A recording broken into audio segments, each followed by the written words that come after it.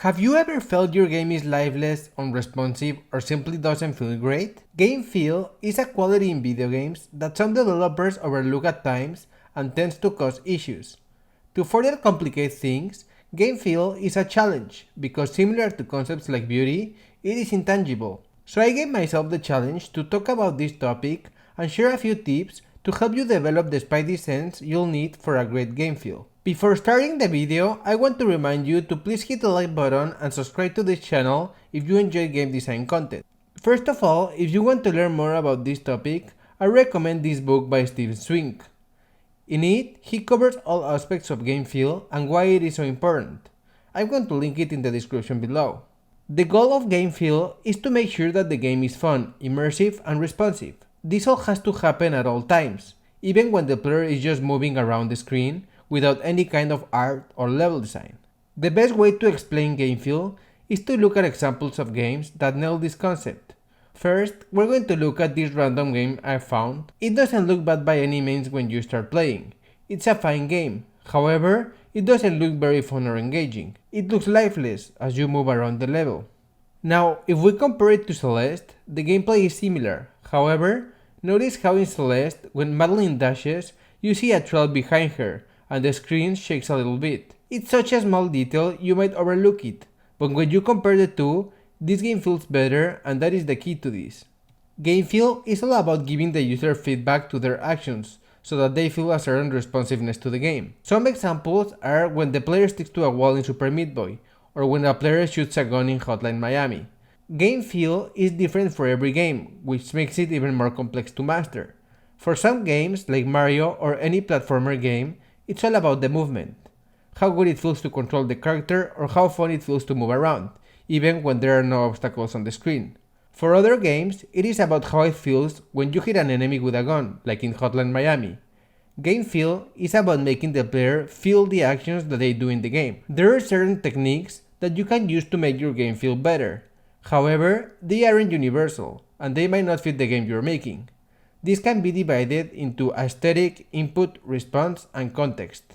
In terms of aesthetics, we have camera shakes. Camera shakes are a great way to make sure that the player feels the impact of an action. These occur when the player fires a gun or when they receive damage. You can also add particle effects when it matters, like when an enemy is killed or when some power-up is activated. Another thing that you can do is to slow down time so that the final hit against an enemy feels great to perform, like in Ghost of Tsushima. Other things you can do is to add visual effects to your game, like huge explosions when you defeat an enemy, or trails of movement when you dash. In terms of response, we have to make sure that your character control is good.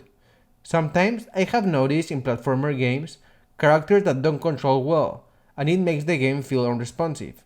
One aspect of this is when you let the player jump. Sometimes a good trick to use here is to let them jump a few frames before they touch the ground. That way, the jump will feel more responsive.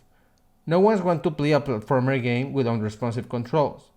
It's super frustrating and can get annoying after a while. In terms of context, we want to make sure that if in a game the player is able to move and scale walls, the level should also empower those abilities. It must allow the player to perform those actions.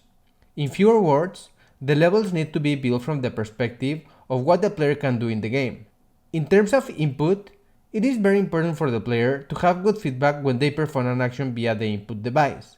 For example, in a platformer game, when you normally press a button, the character jumps right away, and it feels great. However, if we take the same type of game but in a mobile device, touchscreens don't offer the same level of feedback that a controller does. This is the reason why normally movement and jumping in mobile games doesn't work as well as with regular controllers. Another thing you have to take into consideration is the player's expectations. If your game has a character walking, the player is going to expect the player to move in some way that seems realistic to walking.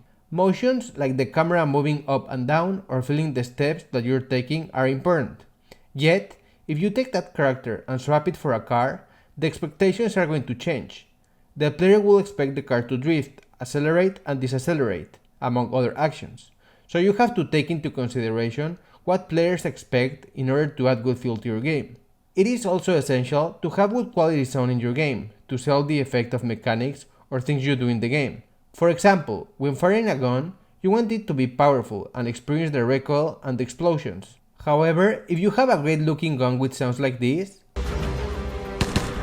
it is not going to sell that feel for the player, so make sure that you use sound to improve your game feel whenever possible. Now, game feel by itself is not going to automatically make your game awesome. You have to combine game feel with good mechanics and good level design in order for your game to truly shine. For example, notice how in Mario Odyssey, all the levels support Mario's moveset.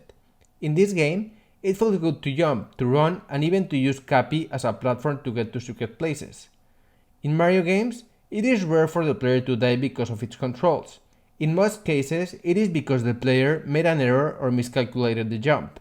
A good rule of thumb to know if your game has a good feel is that if you remove everything in a game except the player's character, the game should still feel fun to engage with.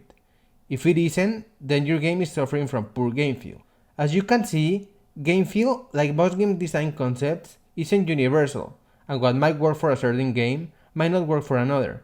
However, when you design a game, always keep the game feel in mind, because it will allow for players to enjoy your game more and never want to put the controller down.